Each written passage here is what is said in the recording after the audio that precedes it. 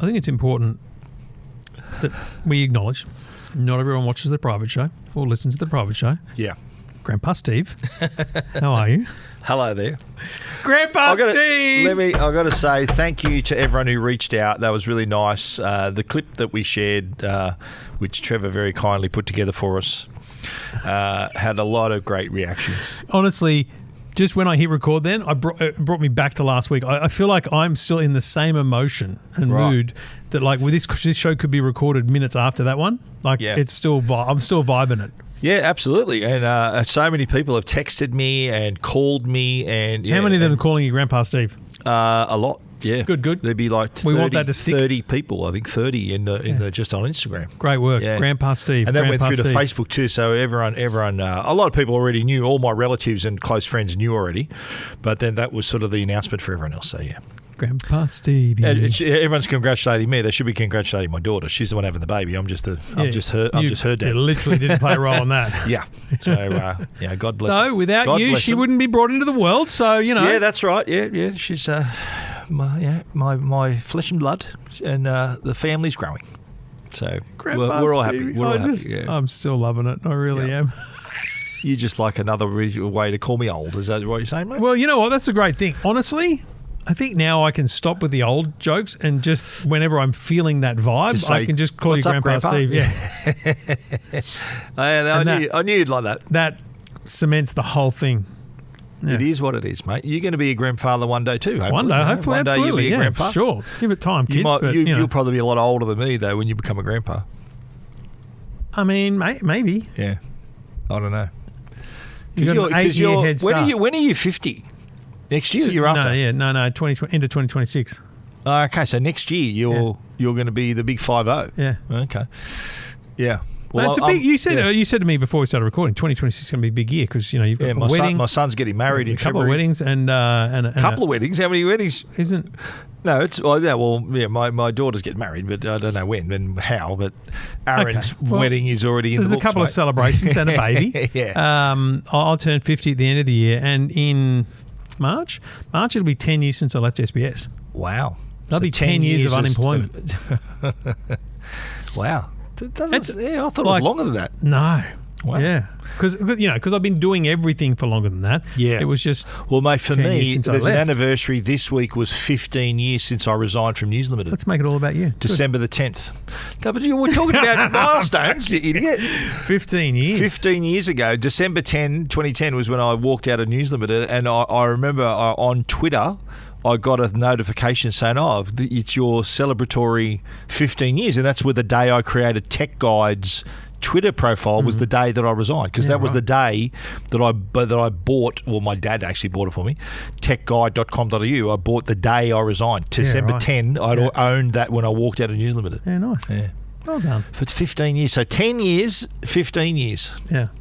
So I say 10 years unemployment because it's funny how so many people, like especially when I'm in at Channel 9, for example, it's summer, so people come and go, and David Campbell and Sylvia, for example, they're probably going to be here for a week, and then they take time off, and everyone's like, you're getting a break. I'm like, no, and I just go, no, self-employed life. Yeah, like I can't take a break. Absolutely right. Now, to be clear, am winding down. Me too. And you know what? This year more than ever, I'm so looking forward to doing sweet FA before we go to see this. This is the last time we're going to be in this studio this year. For this year, yeah. Because next week we're doing the live show. That's right. Looking forward to seeing everyone live and in person. And so I've got one interview to record for EFTM, but I'm finished with calls. I've just got to So the EFTM. I've got to. This week and next week recorded, and then I've got the first show back in January already recorded. Just need one interview in it. Oh, yep. And I've stopped doing radio. I'm just going to do today's show. Yeah. Wow. Yeah. I'm going to do. I've also got a massive amount of things still to do here. So that's. I've got a few. I'm on top of most things to do to finish the year. There's a few reviews I've still got to write. Yeah. Memo to anyone representing a company that's don't at CES. send me a review. Don't pitch me stuff now. Let's talk about CES. Yeah. Listen, it's too late. If you're contacting me on December the 11th about a maybe meeting, I'm mate, full. What are you talking about? Yeah, me too. Same goes for me. That's I'm booked hilarious. out. I love how companies say, "Oh, here you're going to CES. Do you want to have a meeting here and go to this event?" And I'm thinking, no. Okay, no. I'd love to. It is unlikely I'm going to even see your company or your product. Yeah. Because I'm booked out. Yeah. I literally just copy-pasted last year and said, is everyone happy to lock all this in? Let's go. And then other people go, we've got to add this. I'm like, I can't. Yeah. Like there's nothing on. There's just no space. Yeah, no, I'm in the zone now where I know exactly what I need to do to finish the year. Yeah, and feels good. I'm going to record my last Tech Guide podcast next Monday. So that'll be, what date will that be? The 6th, the 12th. Will I do one the week after? I don't know. 15th. Yeah, it'll be Monday. the 15th. Yeah, I'll probably do, that'll be my last, because our last two blokes is next week as well. 17th, yep. So that week will be my last week of podcasting. Yep. And so the week of Christmas, I won't do anything. I won't record. So so Tech Guide listeners, one show to go. Yeah. And then I'm going to have a pause all my radio as well from Christmas week onwards too. Yeah. Yeah. Giddy up. Nothing. Just do nothing. Unemployed Because I'm life. going to Vegas early this year. I'm going on the 30th. you told us, I'm yeah. going on the 30th. So I'll be there for a couple of days and being able to get a head start on all the stuff I've got to write as well for that. But should be good. Bring it on. All right, well, enough of that and lots of this. Here, let's get it underway. Why is it not working? It's not working, Stephen. Look, ladies Welcome and gentlemen. to Two Blokes Talking Tech Welcome with to Trevor Two Long Blokes Talking Tech. and Stephen Fennick. Welcome to Two Blokes Talking Tech Not a bad price. with Trevor Long from EFTM.com Really handy device. and Stephen Fennick from techguide.com.au. Really, really handy device. We got there eventually. Great to have your company, Stephen. Yeah. Episode 712, 712. 712. Thanks to the great people at Arlo and Netgear who have been long-time supporters of the show. Can't wait to see Brad at the live show next week. And thank you to And Sarah and Heidi who have donated prizes. So there's prizes next week for Lucky Door prizes. There's going to be lots of prizes. People who next come week. along. So get excited. People who have got your ticket, your golden ticket, you sent them out already? Oh, my God. Have you sent them out? Just talk amongst yourself. I have to show you. Do Yeah. you remember Lee who brought us I don't know what he does for a living, but he makes stuff. Yeah, that cuts out the star plastic and that. Yeah. So he sent me a note because I think I said to people, I've sent I've sent a picture, a unique picture to everyone, like with a ticket number. Yep. So I should have put this in the system or something. But anyway, just have a look at that. Lee he's made a physical golden ticket. Wow, that's awesome. Yeah. Isn't that wild? That's amazing. So we'll get a photo of that cool. next week.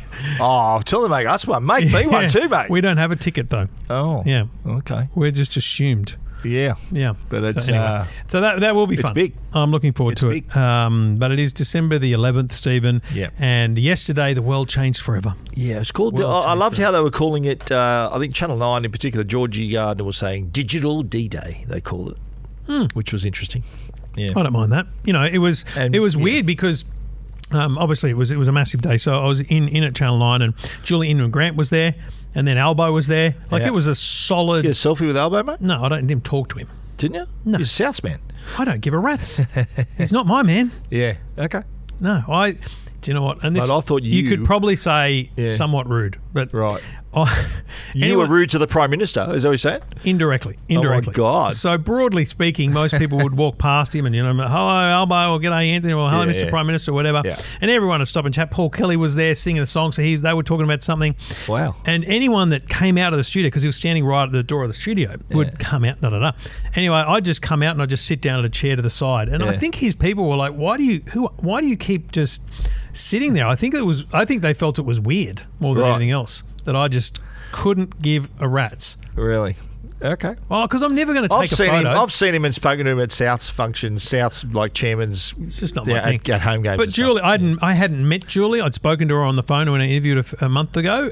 So when I introduced myself to her and we chatted, the E-Safety Commissioner. Yeah, yep. She's American, eh? American. I believe so, yeah. And, she said, how's it all going? I went, well, Kick's still letting kids on. Yeah. She goes, what do you mean? When I signed up for an account on Kick this morning with my child's birth date, and it just let me in, and I've got an account. Sweet. Yeah, and she goes, oh well, they're working on it. I know they're doing their best to work. I'm thinking, doing their best. The law started today. Yeah, good. Yeah. So that was my biggest shock. Was I assumed, based on the way Meta was reacting and TikTok had spoken, that they were going to be hard into this thing, and they were. They were ready for December 10, but it does seem that others have struggled to be 100% ready for it. They're a bit different. They're going at different paces, aren't they? Yeah. Like there is, and I think there was a lot of people that were young people that said, "I'm still on. It's December 10. I'm still on." Yeah. So it's the start of it. Have you opened the Twitter app today?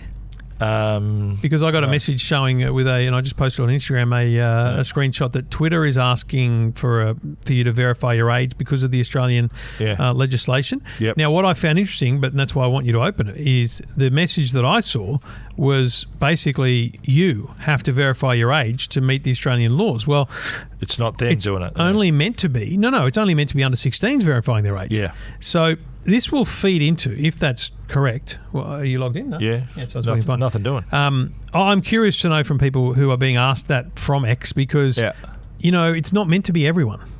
Yeah. So you got asked? No, I don't use Twitter, but someone sent me a message. Yeah, well, with a photo of it. It was funny because we were talking about having my 15th anniversary for Tech Guide, and my Stephen Fennick account is even longer than that. Yeah. So I've been on there longer than 16 years, so they know I'm older than 16. That's a good point. I wonder if they're only doing accounts that are under a certain number of years or something like that. I reckon so, yeah. Because, the conspiracies are still out there. But anyway, let's just unpack the basics. Didn't Elon Musk, just while we're on Twitter, didn't Elon Musk had not confirmed that he was going to comply up until the day before, not confirmed that they were going to comply with the law? Because he was saying, it's a censorship of people being able to view freedom of information. And all right, mate. Well, you're showing beheading, so let's.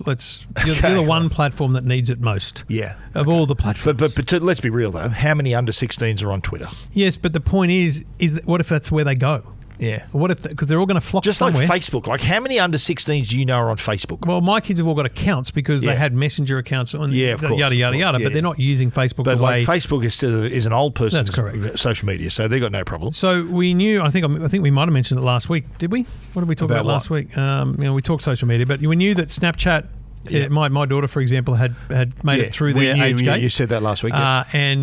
So she's still on? She's still on, still working. Yeah. And Harry also had successfully gotten through. And then, so I couldn't test TikTok with my daughter's account because it was 3 a.m. in the morning. I was going to the Today Show. I had to film B-roll. All the B-roll you saw on Channel 9 yesterday was my kids and my kids' phones and accounts. Yeah. And so I got Victoria's phone.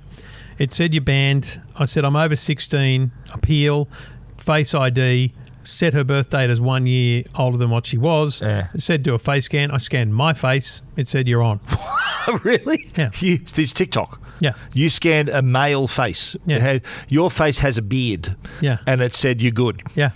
Well, I'm over 16. Great face scanning. Yeah, but it's facial. It's an age verification. It's not a person verification. It's an age verification. But that's going to be the fallback excuse for every platform. So we took we used the technology that was available to us, and sorry. Well, but you do not want a system that links the child's account. So a lot of people don't have a photo of themselves on their account. I've never posted a video. Yeah. So you don't want a system that that checks male versus female for a start, because that's a world you don't want to get into. Yeah. And you don't want a system that doesn't do anything other than a yes or no answer. Is the person over 16? So that's why that works, and that's why you can get your big brother to do it. You can get Big Jimmy at school or whoever. So that's what they're doing. That's what they're all doing. Like they've all worked that out. We knew that was going to happen. We did. So we did know, and even the government admitted, look, it's not perfect, and have a guess what, it's not. Annika Wells was smart yesterday. She referenced this. She said, listen, we know that you might get your big brother to do it, but over time, the platforms will continue to check usage. So what's going to happen? I said this to Victoria. Yes, they have to. What will happen is they're required to take reasonable steps to stop under 16s being on their platforms, right? So I said to Victoria, I scan my face, you're on TikTok, you're good to go. But just beware. TikTok thinks you got a beard. But just beware. You may get kicked off in 3 weeks or a month or 3 months because and what was her reaction usage. to that? She was like, okay, because she'll just get me to do it again. Right. Okay. Because it's not illegal for me to do that. There's nothing illegal at all about her being on there or me doing my face scan. And from what I'm hearing, there's a high percentage of people who are getting through. That it's not catching everyone. Here's the other one. Harry, still on TikTok. Ooh. And with Harry's phone, I didn't do a face scan or anything. I filmed the start of it, and then I went, I'll just opt out. And so what happened there is, and Harry's picked up on this, it's a bug. Because my account is linked to his and I'm managing his account as a parent, as a child with a managed account, just to be clear how good the parental controls are that the government don't even know about. Yeah. As a child of a managed account, you can't log out of Twitter, of TikTok. Oh.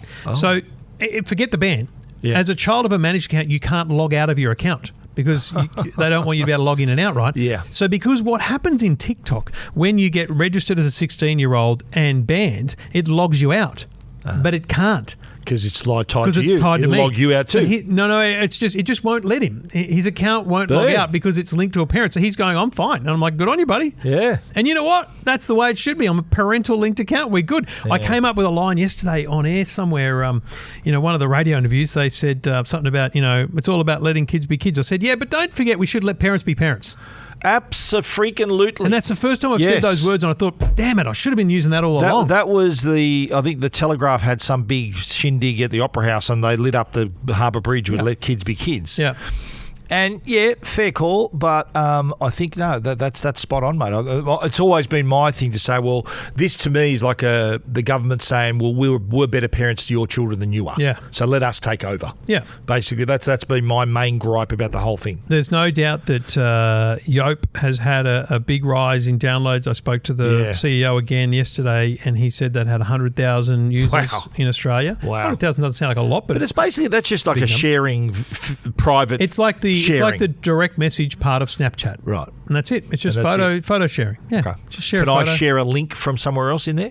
No. Can I share like a TikTok link? It won't work? No. Or it's not really a messaging app. Right. It's a photo share and comment app. So and you can only view the photos of people you're friends with. Right. You can't just view another random person. It's like a WhatsApp group that you can't share links though. Yeah. Yeah, right. Kind of. No, it's just more, it's the DM part of Snapchat. Right. And that's it. Okay. Which is I think going to be satisfactory for a lot of kids. That's what they're going to miss most is being able to interact with their mates. Yeah, and it's got streaks, which is a big thing on Snapchat. Snapchat streaks, so Yope has streaks as well. Of course. And what about what's the name? The TikTok bike dancer. What's that called? Lemonade. Mate, how soon before they shut that down? That's like it's TikTok Lite. TikTok told me it would be included in the ban. They were fulfilling its obligations in the same way. It will be. Yeah, it is. Wow. No, you got to remember it's a self-identification by the platforms. It's not the government doesn't have to nominate a platform. They can just of course they've got to put their hand up. Yeah, understand. So as I understand it, Lemonade is also issuing age bans. Yeah, right. And so it was an interesting one yesterday. I got a question also about influencers or businesses that market to and their customer base is under 16. Absolutely. How do they market to them now? Because they're not watching TV. They can't. They're on the internet basically without accounts. Yep. Here's what I said. I said, you know what I would do? I would create a WhatsApp channel. I'd create a WhatsApp channel and I would share that link to everyone and hopefully get engagement from young people who are on WhatsApp in that way. But this is going to hurt just on influencers, and I've mentioned this before. This is going to really impact them.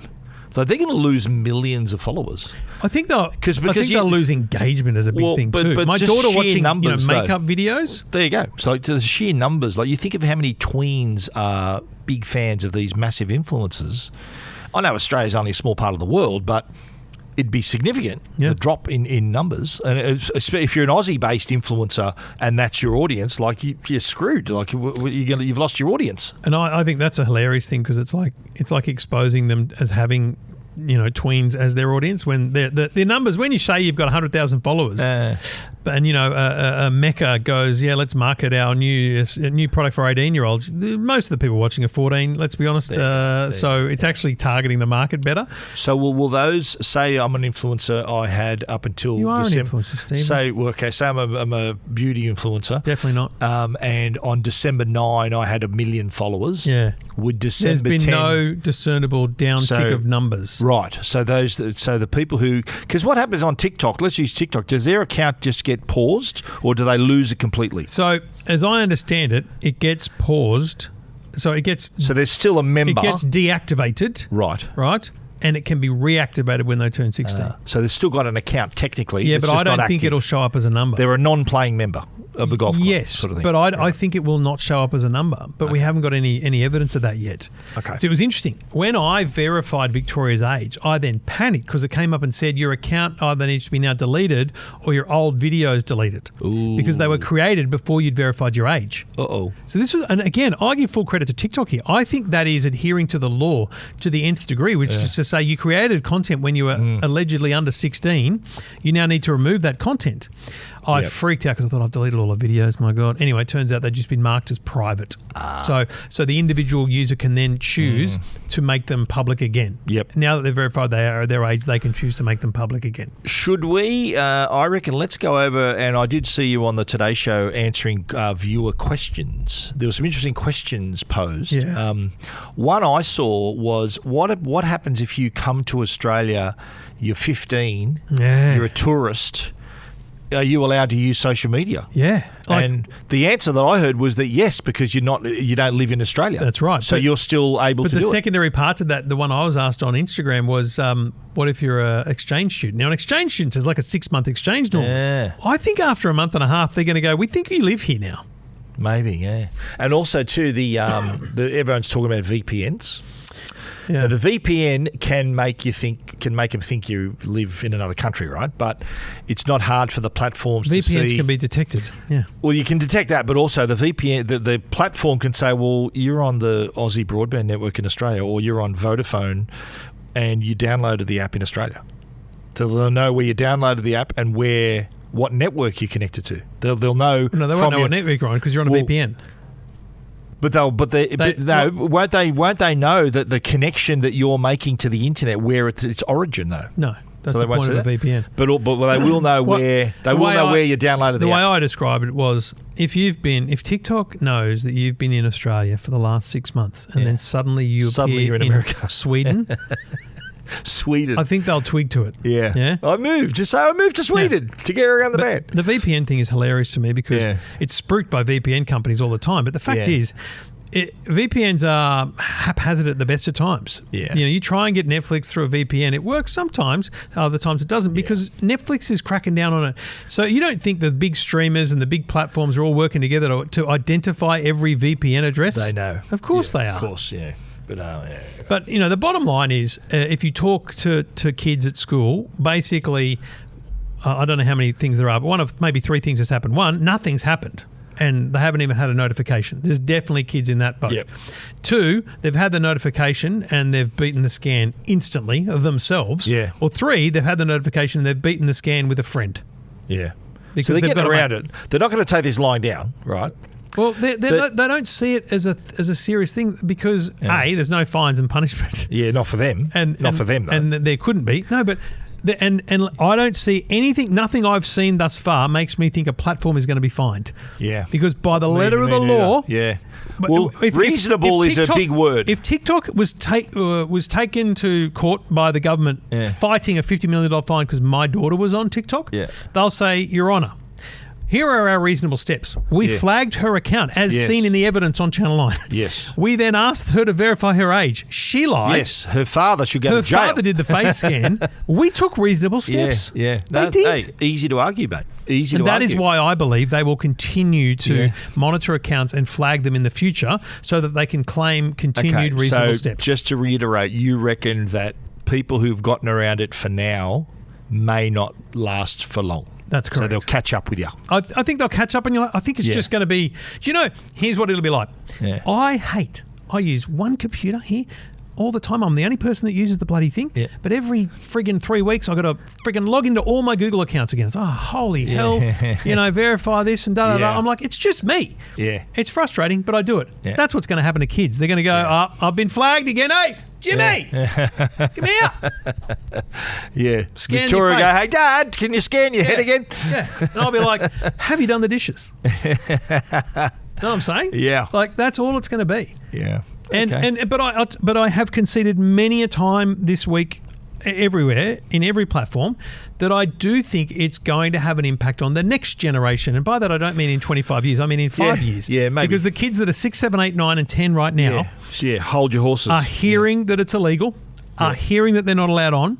They're hearing from their parents that, oh, no, you can't have a phone with that because the government says so. Well, yeah, and they probably, unless they've got a teenaged sibling. Older brother, older sister, Those kids will struggle because they'll go into it. But kids, if you today have a 10-year-old, an 8-year-old and a 6-year-old, you're in a great place because you've got the ability to restrict social media from your household. Yeah. Yeah? So in time, there will definitely be benefit. A couple of things. I reckon this is going to take the pressure off parents because, kids pester that, oh, Mum, when am I going to get a phone? Give me a phone. Let me tell you now, the only reason they want a phone is so they can get on social media or to play, they can play games already, right? They want their phone so they can chat to their mates and be on social media, right? Yep. So less pressure there.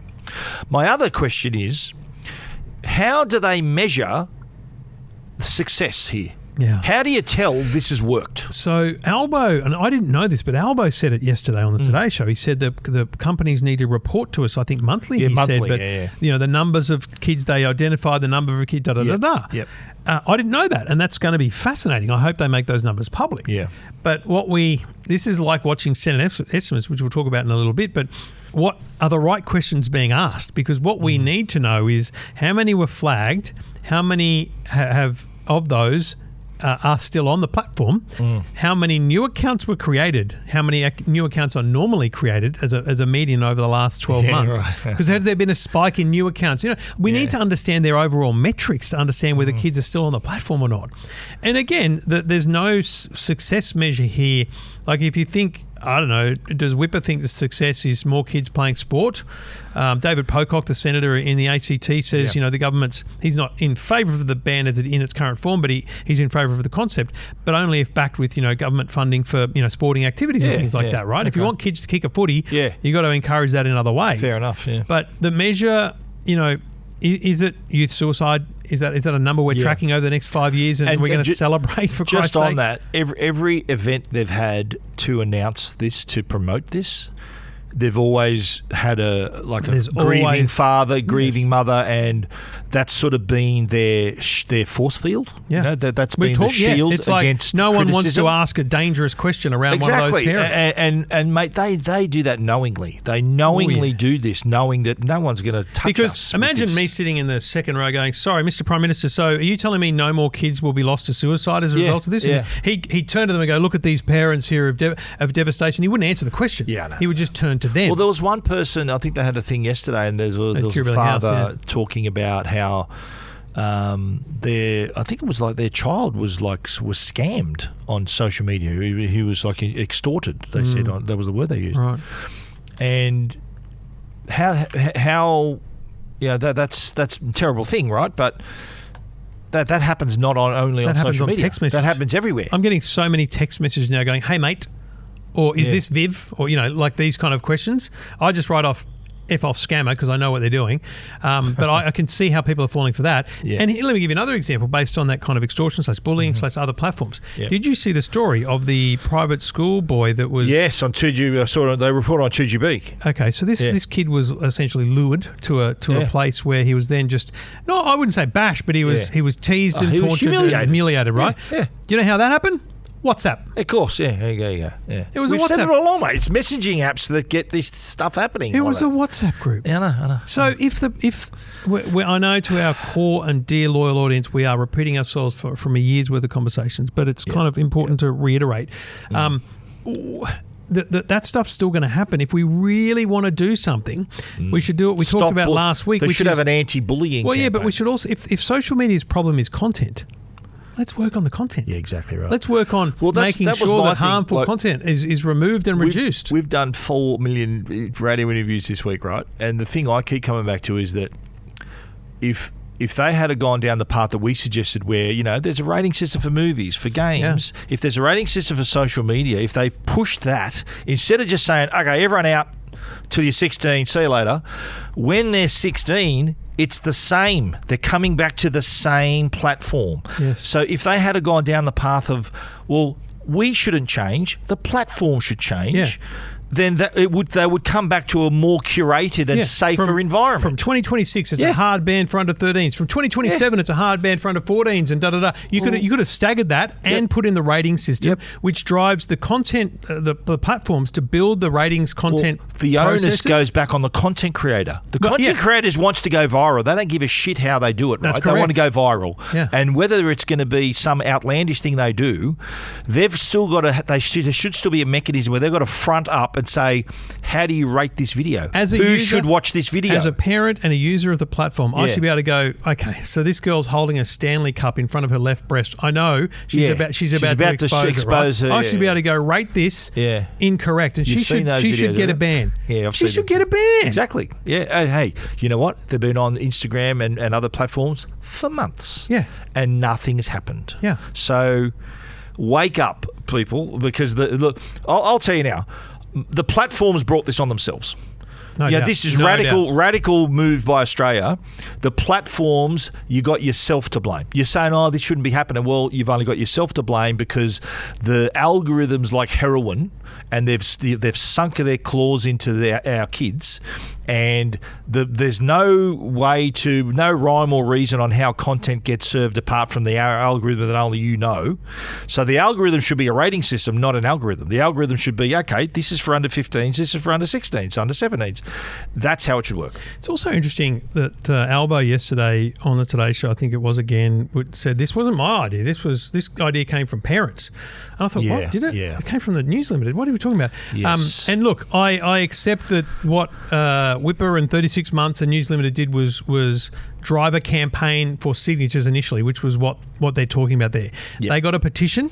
It had 120, I think, or 150,000 signatures, and that got to Parliament. So I posed the question, is 120,000 enough for such a radical law? Yeah. Like 120,000 people said we should do something. That's brilliant because that's a march on the Harbour Bridge. That's a lot of people, right? Yep. But was there an alternative posed? Like right now, if we had a petition to, we want content on Instagram to be rated. Instagram and TikTok to have ratings. Yep. Would we get 120,000 signatures? Probably not, because it doesn't sound that sexy. Because we're not saving kids' lives. Well, mate, you get signatures from the 13 to 16-year-olds. You'd get them, but not parents. You wouldn't get parents signing that thing. My point and our point being, I think this is a great initiative, but it needed an extra year of thought and planning and many more experts. It needed a lot more to make it real and work. And right now, I'll be honest with you, I think Albo and Annika are excited about something that's having no effect. They're talking it up. Naturally, they're talking it up as sort of saying, I think they're talking about this is the biggest move by the government in our lifetime. This is a generational change, and they're really spruiking how they're leading the way with this sort of change in our how we do things. But I think that one size doesn't fit all here, mate. And the line that you said earlier, and I'm going to steal, by the way, let parents be parents. Mate. That is absolutely the other consideration here because, mate, I don't know how you feel. I'd feel insulted to think, well, hang on a minute, mate. Like you of all people are already doing the job, and then Albo goes, nah, mate, sorry, you're out. And not good enough. I'll say it again because I've had to say it a few times. We've had our issues with social media in our house, okay? Big time. Yeah. Massive. So you've lived this. We've lived drama. Yeah. But at the same time, we got to parent through that. And that taught us things, and we do things not much differently, but we do things a little differently. But the point is, I chose because I chose to. Not every parent chooses to or knows that it exists. That's the problem. Most parents don't know it exists. Yeah. The parental controls on TikTok and Instagram, too little, too late. That's, as your point, they brought it upon themselves. Yep. If they'd have had parental controls, well marketed, well educated, and remember, Instagram has rating systems now. Instagram is rating content PG-13 wise, right? To our point, they're doing that. They've decided. If they'd have had that, and if I was allowed to continue with my kids that way, then I would feel empowered as a parent. And if I had another kid say to me, I got banned, I'd say, well, your parents should be engaged in your account then, and then maybe the parent would get engaged. That's the other issue. Like I've heard differing facts about how like apparently only 31% of parents really even care about it or are behind it. Yeah. So there is. Let's face it. There's a bit of apathy out there. Parents thinking, well, oh, thank God, I don't have to worry about this anymore. Correct, which is the worst thing to think. Yeah. Well, I think that for the parent who, like yourself, has sort of invested time and has that relationship with their children and upfront, honest, and to have a conversation and monitors what they're doing. Like I use the old adage, if your kids are in a playground right in front of you, you're going to watch what they're doing. You got to do the same thing in the virtual world, which is what you've done. It's fine to be reading a book at the playground and look up every minute or three. That's what you do. Of course, we're not idiots. We don't expect you to be Hawkeyes. Yeah. I'm not looking at my kid's phone every day. No, but you know what? When I said to my kids, I need your PIN code so that I can get into your phone tonight. Yep. They just text me the PIN code. It wasn't even a question. Exactly. And you know what? You've got to have that. I had the rule when my kids were young. There was only Facebook, right? Facebook, and I said to them, I set the rule. I said, you can have an account. You cut me or your mother, you lose your account. Because I heard other parents saying, "Oh, my daughter cut me the first week." I said, "Are you joking?" I said, "Yeah." I said, "No way in the world. If you cut me, you're going to lose your account. Yeah. I want to see what you're doing." So that was the rule we established. So you should have seen the drama in our house when Jackson created a second Instagram account. Whoa. Like it was like, mate, see you later phone for like a week or three or something. Really? It was like, dude, what do you think you're doing? Yeah. And that. Yeah. Now, we didn't know of that account for I don't know how long, maybe a month. But as soon as it was we were aware. Okay. But you know what? That's the job of a parent. That you're being a parent. Like you set the rules, and there are parents. I reckon, obviously, a lot of kids that the parents have got no idea what they're up to. There was one of the radio hosts I spoke to yesterday, as a parent of younger kids, said, "I'm just really excited because it means that I don't need to worry about it." And I said, "I'll stop you right there and say, with the greatest of respect, that's the worst thing to think right now, right. Because I need you to know what every. So if you're as a parent, and I know we sound like we're preaching as parents." And no parent is correct, and no person's approach is the one way. But if you take little learning, I've learnt things from Stephen as a parent. There's no doubt in my mind that over 15 yeyears of us sitting together every week and you telling me stories about what your kids have been through. Your kids are older than mine. I feel like I've learnt things about, because we should learn from each other, right? Absolutely, yeah. And my point is that, like, if you don't have Apple Family sharing on, if your kids have got iPhones, and you don't know every app your kids install, what are you doing? Yeah, you might as well just let them do it. If you don't have parental controls on their phone so that you know every app they're installing, that's a huge problem. So right now, you need to know every app they download. And you should be able to, at the dinner table, say, "Show us your phone. What are the latest apps? How are you using it?" And, just fun conversation. And yes, Victoria's a 15-year-old girl. Does she love me looking at the list of who's on her Snapchat DMs? No. But do I respect that by going, I'm just going to look at Snapchat and then swipe away? Like, I'm not reading the messages. Yeah, of course. Yeah. But there's a kind of, there's just an understanding, that it's there. But you know what? And that's powerful, mate, because at the back of their mind, they're thinking, well, I know that my dad could be, or my mum could be looking at this, so I've got to really behave. That's a great way of establishing the rules. I guess I'm just sad that we are at a point where the government's done something that could have been so much more powerful. It could have been so much more educational. It could have had a bigger impact on the world in terms of the way content is rated. Imagine YouTube. Imagine that this government made that rating system we talk about. It's like an enforced, just simple, not every rating, but just under 13, under 16, over 18 is the content rating or something like that, right? Imagine YouTube had to adhere to that, and YouTube held its creators accountable to that. Absolutely, yeah. Which, as we've said before, is a piece of piss. Yeah. Marquez Brownlee could just tick everything as being, 13 plus, because I think he'd be okay. Yep. Maybe even less. Mr. Beast could probably tick everything as being child friendly. 13, 15 plus. But there's a bunch of creators that would just go, you know what, for safety and simplicity, I'm just going to go with 16 plus. Because I might drop the F-bomb now and then or something like that, right? Yep. And you create a number in your head and you go sometimes, no, I'm going to mark this one as not for kids or whatever it is. Don't you reckon, though, it's the platforms themselves, like, I know it's the content creator should volunteer the rating, what they think it should be, but shouldn't there be a room of people thinking, this person's... a room of people. It's too much content, right? Well, but, mate, if they want our data, if they want us on the platform... Isn't that their part of the bargain? They've got to. I don't disagree. They've got to do that because guess what? Look what's happened. Realistic. They're all off now. I'm being realistic and going, you know what? Just put the onus on the creator who wants to create something and have a room of people doing spot checks. Like if you worked for TikTok or YouTube and your job was to spot check content, you've got to watch 8 hours of content a day. Yeah. And you've got to watch it all the way through because you don't want to flash up of boobs or something on the screen, right? Whatever it might be. Yeah. Obviously, there's AI that can detect a bunch of things, but the broad concept of it does need someone to go, no, that's not right. That's a small price to pay to get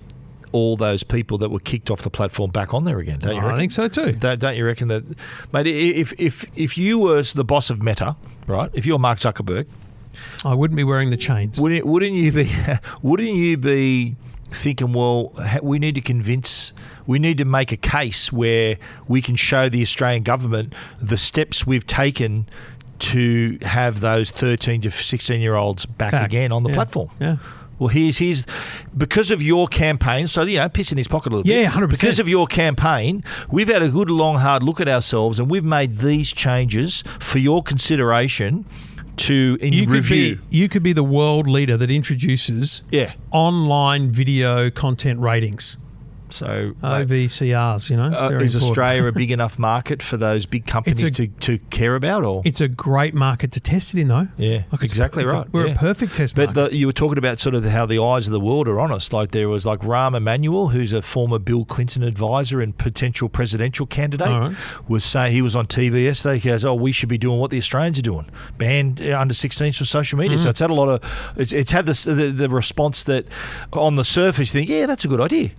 And others have jumped on too. Like the Britain are thinking of copying us as well. I know already, like Italy, France, Germany have rules where if you're 14 and under, you need parental approval.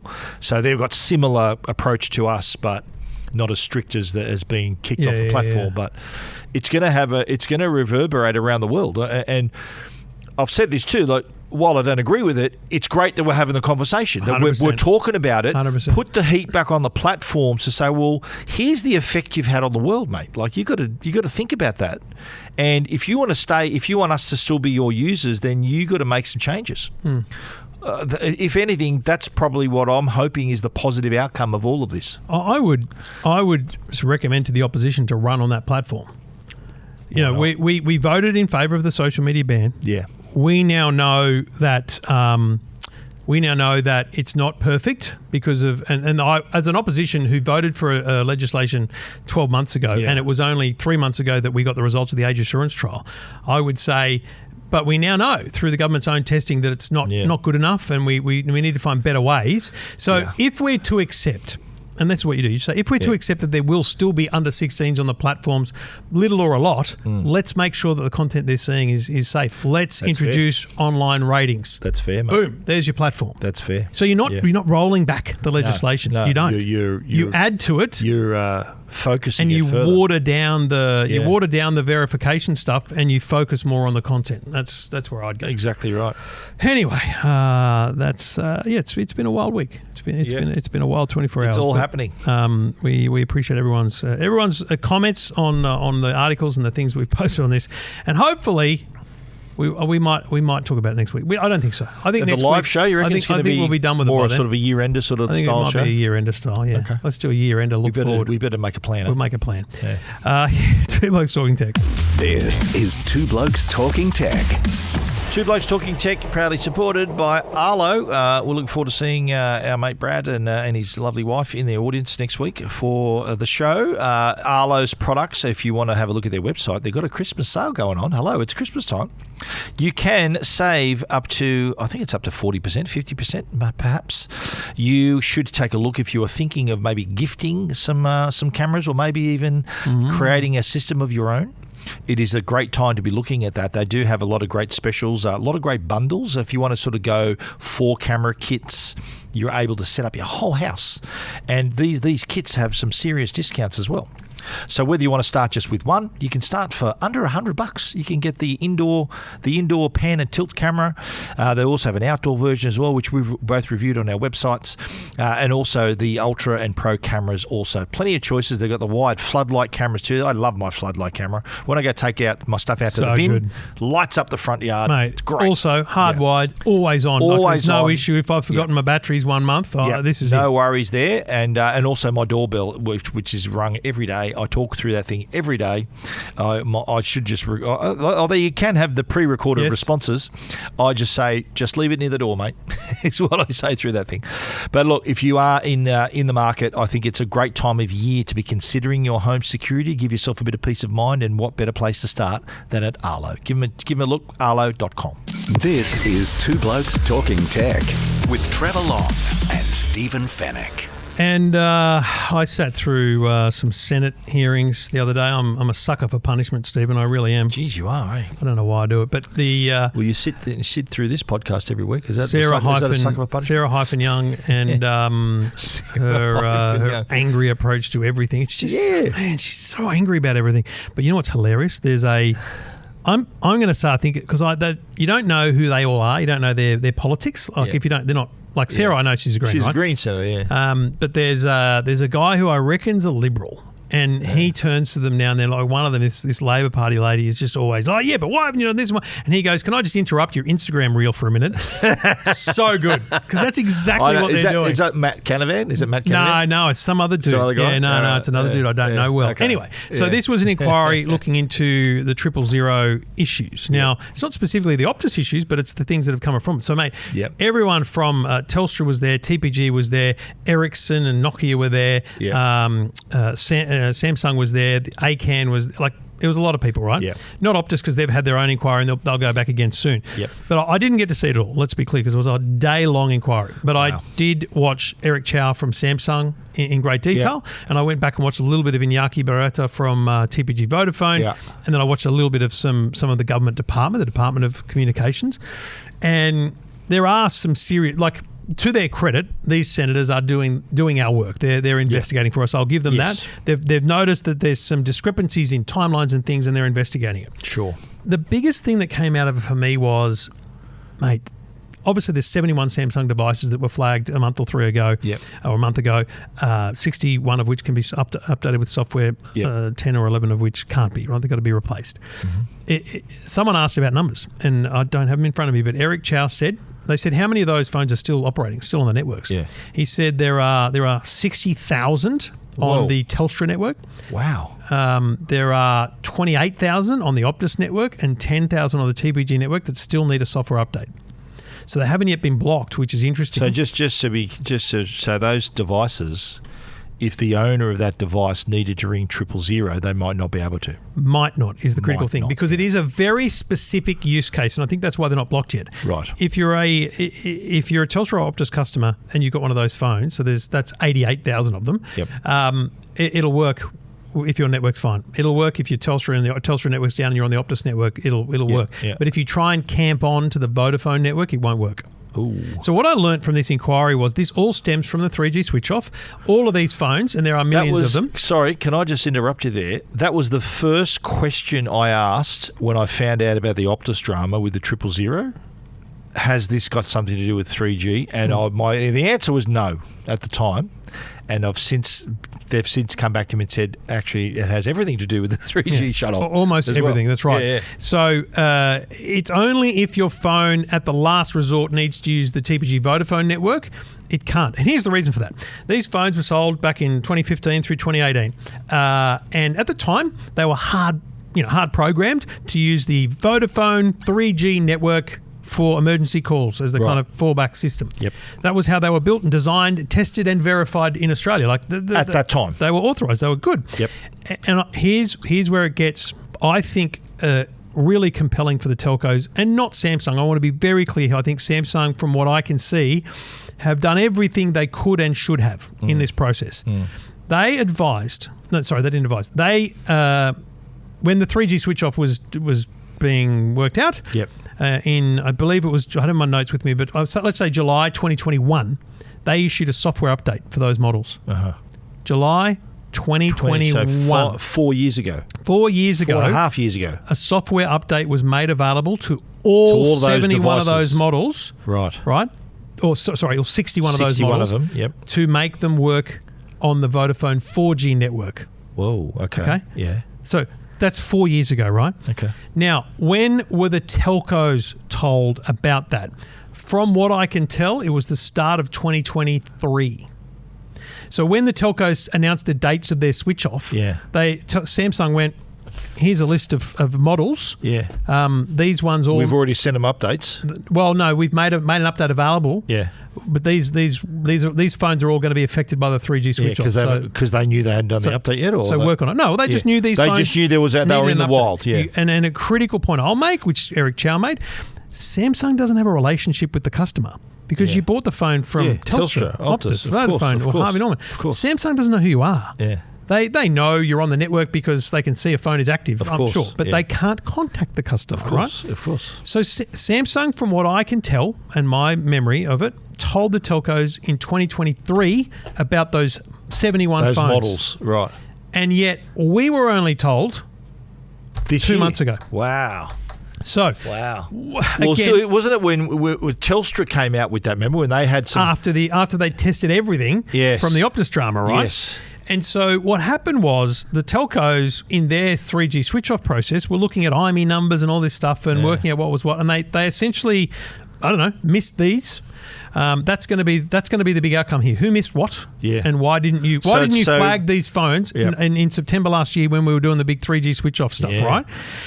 Now, to be clear, 98,000 phones. There are 1.6 million of those same 61 phones totally fine operating on the networks that have been software updated. That have been updated. Okay, yes. right. Okay. So there's 98,000 phones just need a software update. So this really takes it out of. It's got Samsung's out of the. They've covered themselves. You know, these senators are going, why don't you tell them? He goes, mate, all we can do is push a thing says there's a software update, and they do that for a week. The network's responsible. Yeah. And if they don't do the software update, there's nothing Samsung can do. They can't force it on you. I've got a phone that's still running iOS 18. Yeah. That's my choice to put it on 20 or not, right? Yeah. 26, whatever that's called now.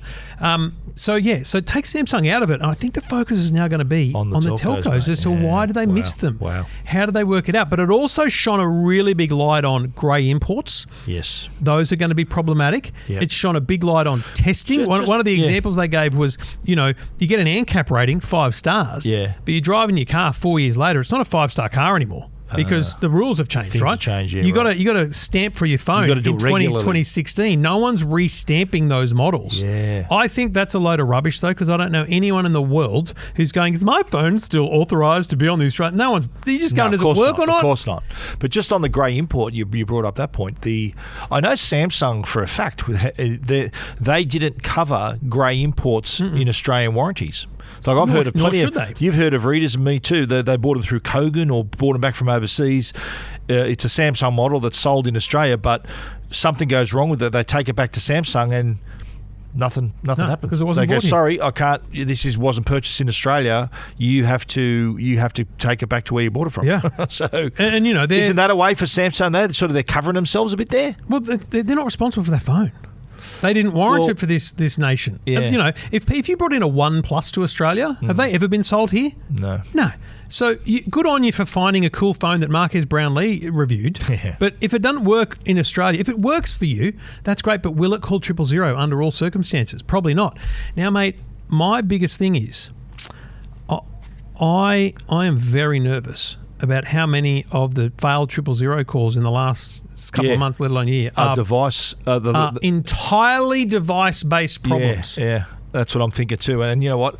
Optus have been dragged through everything here, right? They've dragged through everything, and they've sort of been the forefront of this drama since the September 18 dramas, right? Yeah, and it was how many? 4, but it was really 3. Yeah. Like what? Is it possible that they heard these devices that were Yeah. In the defence of the individuals who tried to call 000 on that day, they were probably never told about their devices. They were never told. But hang on. So just let me go track back a bit. Samsung told the telcos in 2021. No, 2023. 2020. No, but they didn't. They issued the update. Software update. They made the software update available in 2021. Yeah. So these users, these people who potentially, so they would have got something flash up on their phone. Correct. In 2021. Yes. And so they've ignored every software update since 2021, and there's been a few. Right. Jeez.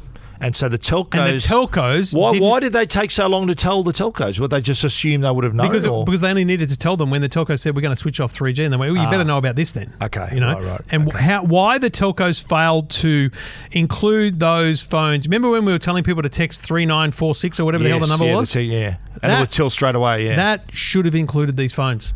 And it didn't. I thought that was the whole idea of it, though. Well, it did for hundreds of thousands of other phones, but not these ones. Because that was the issue. The biggest issue for the 3G shutdown was your phone had to still call 000. Yeah. Wasn't it? That was the whole thing. That's it. And, so those other devices could have... If they had sent that text message from their devices, they potentially would have said, "No, your phone's fine," and they would have been turned off if they were in this list. They would have been blocked. They would have been blocked by the end of last year. Wow. And then you'd be like, "Why is my phone blocked?" Do a software update. It might be okay then. Wow. Because I believe at the network level, the telcos know what operating system you're on. So because they can tell your IMEI number and operating system so that you can go, no, this is still a valid phone. Well, they know what device you got. Don't they know what device you got? No, but to the level of operating system version. Okay, yes. right. Sorry, right. yes. Okay.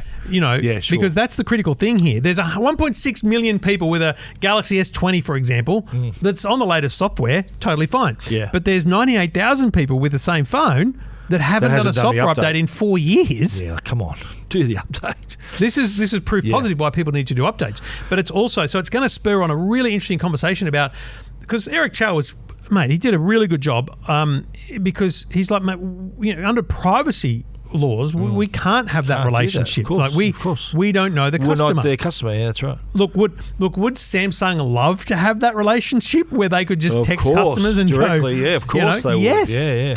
But they don't. Yeah, right. So, mate, it's fascinating. I understand that there is going to be another hearing, and they've invited, as I understand it, they've invited families of the people who passed. Ooh, okay. Now, I thought that given what Stephen Rue went through last time, I thought the families didn't want to talk.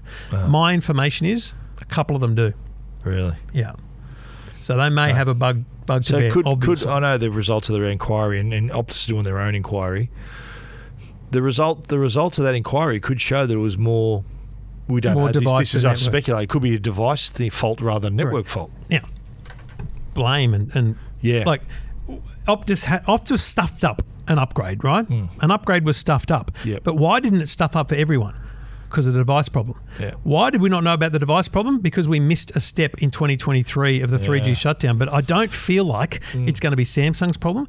I do feel like it's going to be the telcos problem. Wow. And here's the thing: it's all the telcos. Yeah. It's not just Optus. Yeah, I know. Because Iñaki from TPG had to share the news that there was another potential death associated. It's a complex thing. It was reported as an additional death, but no one could really confirm. Even Telstra, when they were talking, because they run the emergency call centre, they couldn't confirm that it was a death. So basically there was this weird thing where it was listed as an incident, and a bunch of people knew that meant there was a death. Right. But a bunch of other people just thought it was an incident.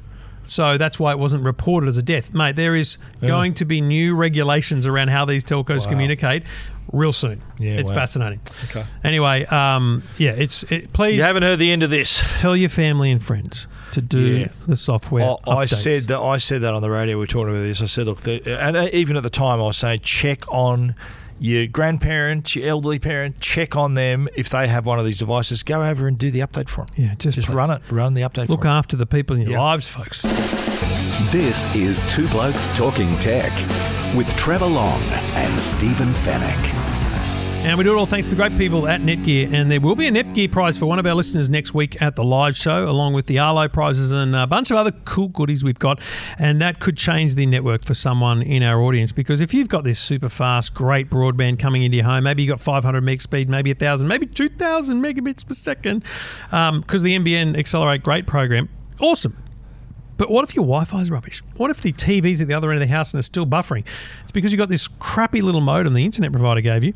A lot of the time, unless you're on fiber to the node, you can plug an Orbi system directly into the NBN box and get great Wi-Fi for the whole home in every corner at the speed you're paying for. So if you're getting 500 meg to the house, you should be getting around 500 meg throughout the house as well. And that's what a mesh Wi-Fi system will offer you. And a modern mesh Wi-Fi system will operate on the latest Wi-Fi technology, operate with the most possible devices connected to it, as well as giving you things like parental controls and security protection. There's a lot that you can do with a Netgear Orbi system. So check it out right now at netgear.com.au. Everything about tech you never wanted to know. This is Two Blokes Talking Tech. Well, I'm going to resort to the glasses here. Because Talk about glasses. Yeah, I see what you did there. Hey, me too. I got the glasses. This one came from nowhere. Google announced they're going to launch AI smart glasses next year. Now, they've gone along the meta path here, and they've partnered up with an eyewear brand, in this case, Gentle Monster and Warby Parker. Yeah, they announced those brands when Samsung released the XR. That's right. Yeah, they said this was already in train. But now it's like, okay, so there's going to be 2 pairs of AI-assisted smart glasses next year. Now, as well as a 3rd pair that will be wired XR glasses. Now, the way I read that is, this is a like-for-like play against Meta. Okay. So the Warby Parker, glasses will be like the Ray-Ban Metas, right? They'll have cameras. You'll have a voice assistant. You'll be able to ask Gemini. Have something in the lens. No. Standard glasses with AI with features. Cameras, right. The XR wired glasses, I think, will be the ones. If there's a little video, I think that's the XR glasses because it's like Vision Pro style, bringing up your laps and stuff like that. Yep. There is no way on hell that I think they're yet at Meta display level, but maybe they are. But yeah, I mean, this is going to mean that through 2026 we're going to have Meta and Google going head to head in this space. You've got Samsung and Apple going ahead in XR stuff. But this is exciting. The year of the smart glasses, you reckon? Maybe it's 13 years since CES with the Google Glass CES, right? Remember 2012? Was that your first? Yeah, it was my first, right? And you were thinking, what are these idiots doing? I'm like, look at these absolute buffoons with this stupid thing out here, and you look stupid. Every one of you look like a dickhead. But these are sunglasses, right? With a camera in them. And I love this because what it is it's not a battle of the smart glasses. It's a battle of the AI.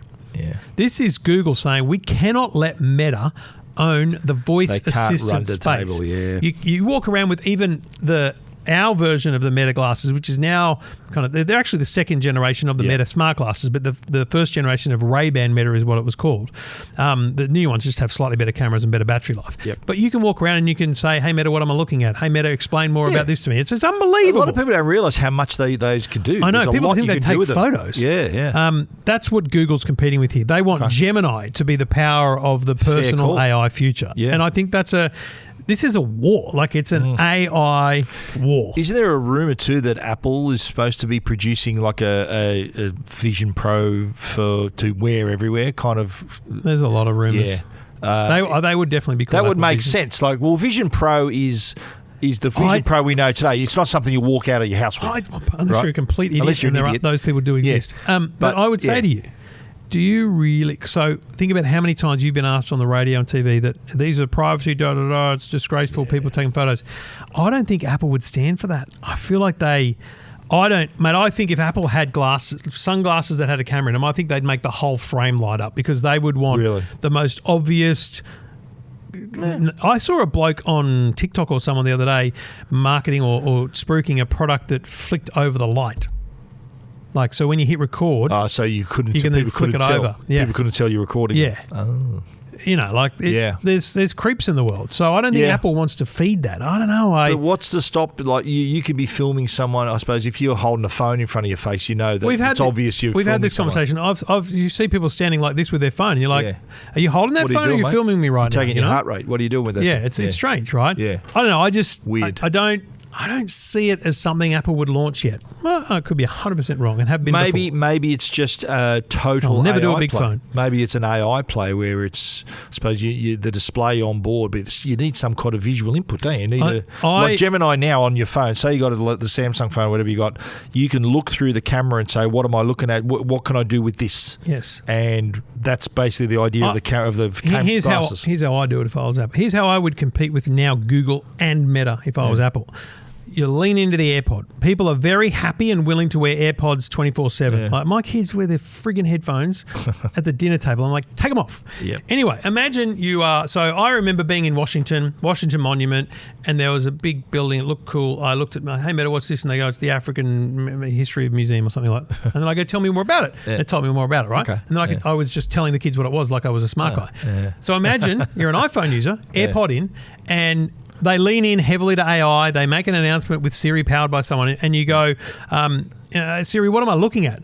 And Siri goes, hold your phone up, and you go like this, and it instantly turns on the camera and tells you what it's doing. So you had to use your iPhone with it. Yeah. That's very Apple-like to do that, to tie the phone But in with like hands-free in terms of you don't need to touch the screen. You just go like this and it just does it. Yeah, because right. you prompted it, it just does it. So no building the camera in the glasses itself? No. You don't reckon? I think it'd be... I just worry about how they would perceive the privacy I reckon issues. Apple would make it so that it is bleedingly obvious if you're filming something. That's what I mean by make the whole glasses really light up. obvious, yeah. So like the whole frame just like this. Lights up. That's what I said. Flashing lights. Yeah. So I couldn't imagine. Although the phone idea is a good one because it's kind of like Apple Watch, right? It only works with iPhone. Those glasses only work with iPhones. Yeah. Yeah. So I like that idea. I couldn't imagine Apple making a pair of glasses that work with an Android device. No. So that it'd have to have an iPhone involved. Well, that's why it's AirPods and it's AirPods and iPhone. Yeah. That's what it is. Completely expand the ecosystem. It's your Siri personal assistant. Yeah. So I'm excited about the Google glasses because I love the Meta Ray Bans. I'd always a big fan. Yeah. I'm not and also they're display ones, so they're wide, so they're not as advanced as Meta's, but they appear to use gestures, not like a Neuralink. What's the Neuralink? Neural device like Meta has on the wrist. Yeah. It appears that the Google ones, the wide XRs use finger commands. Neuroflex, by the way, mate. That's it. Yeah. I knew it was something. But it was what's Neuralink? No idea, mate. Is that Elon Musk's thing? I don't know. I think the chip in your head. Yeah. It's definitely something. Yeah, let me just think. Yes, it is. Yeah. But I think remember the Meta display one? Remember we were trying to look for it in San Francisco, couldn't find it. Hilarious. And but don't you have to have the thing on your wrist? Is the one to control the display? To create gesture controls. Yeah, right. Wow, we're moving along. I think 2026 is going to be a radical year of new products where, I think we've taken probably, apart from a trifold and all that sort of stuff, we've taken the smartphone as far as it can go. Yeah. This is the next frontier, don't you reckon? Yeah. My prediction is we're going to get to a world where you don't need to be looking at a screen anymore. You'll have a screen when you need it, but most of the stuff you need out of your phone, answering messages, talking to people, will be done through devices. You've got to remember, these companies, Google has smartphones, Samsung has smartphones, Apple, they know through data what we're all doing. Yeah. They don't know who you're messaging, but they know that the number of notifications you get is this, the number of messages, time you're in the message app is this. Yep. They have that data, so they know what they need to build based on what we do with our devices. Yeah. It's exciting. There you go. 2026, baby. Ahead of that, we have one more show, Stephen. We do. One to go. Lucky last, and it's a big one. The live and in we've done live shows before, but not in person. No. This is. I always say to people, we're doing a live in-person show. Yeah, but it's not going to be live streamed. It's just live. Yeah, it's live to the people in the audience. That's correct. Yes. Yeah, so. Everyone else is going to get it on Thursday night, like every other week. Yeah. It's going to be good. I'm really looking forward to it. It's going to be great. All right. Well, we'll see all those people down there. We'll see you there. The next show is there. By the way, if you haven't had a golden ticket emailed to you, sorry, you missed out. You're not coming. Yeah. I mean, I haven't and actually. We're going to be just dressed up as Willy Wonka, accepting your golden tickets at the door. I've still got my costume. I might bring my costume. I mean, should I dress up as Willy Wonka? Please, I beg you to wear that. I should now. I know a lot of people reply going, "Cool, thanks, extra," but I should double check now who has replied. Yeah, come on. Have you got your ticket? Yeah, it's not on your junk folder. Yeah, I better check that. Make a note. Yeah. All right, Stephen. I'll see you live. See you there, buddy. Next week. This is Two Blokes Talking Tech.